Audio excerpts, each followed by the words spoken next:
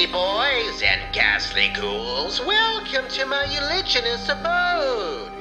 Follow me past the rotting weeds, the murky lake of yellow slime, to the bloated corpse that points the way. Now, step upon the stone molars, up, up, up, where we shall gather once again in the ancient skull of the giant wizard, where I, the Goblin Toad, will tell a terror tale to chill your blood. Treasures are not always buried in the ground. Some are buried under planks in unassuming houses, and some are best left buried. As Honoré de Balzac accounts in his gem of a tale, The Thing at Ghent.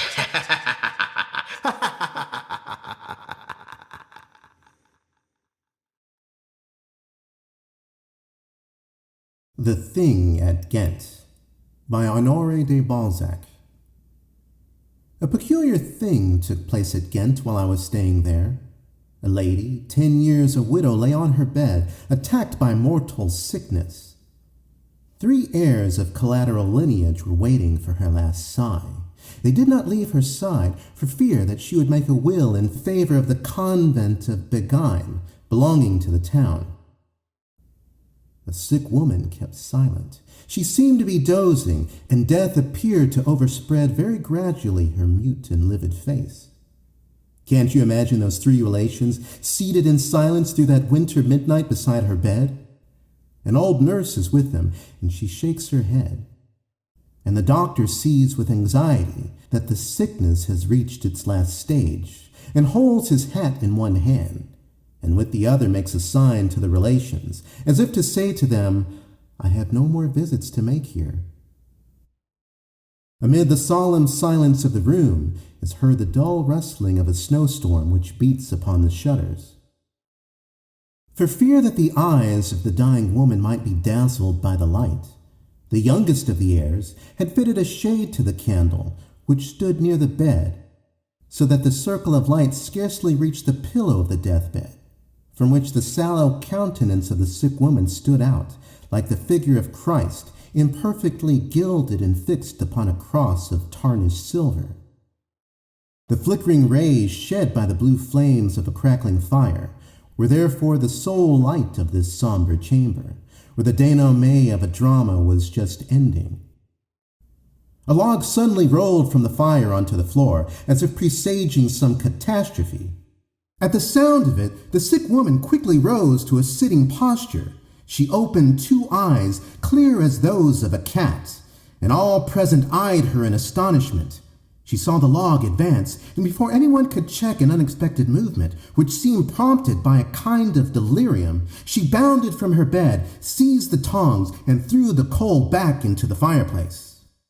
The nurse, the doctor, the relations rushed to her assistance. They took the dying woman in their arms. They put her back to bed.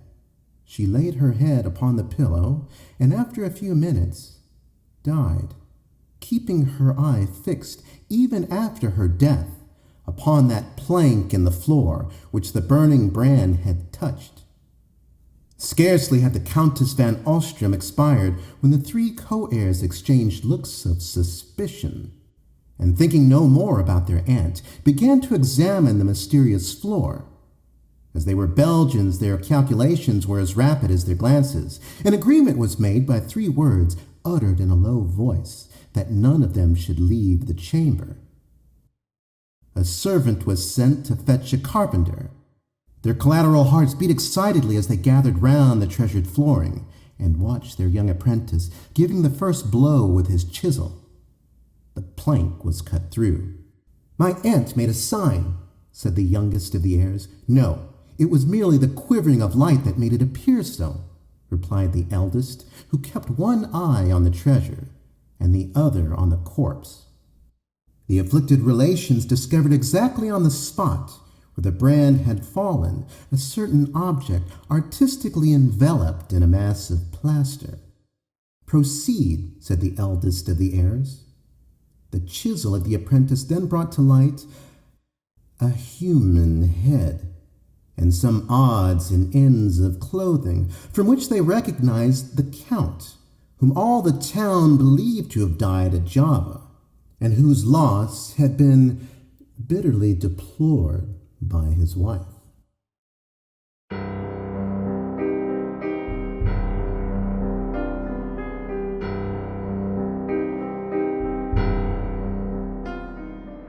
Yes, the Countess killed the Count on account of the Count's account, and when she lost her head, they found his! Oh, but it's not a total loss. Hear that? Gold! Picked from the Count's mummified skull. Yes, after the gals called me to chisel plank and plaster, they bade me pluck the fillings from their uncle's head. They each gave me a nugget and let me keep the skull. Oh, cruel town to call them misers. I found them quite generous.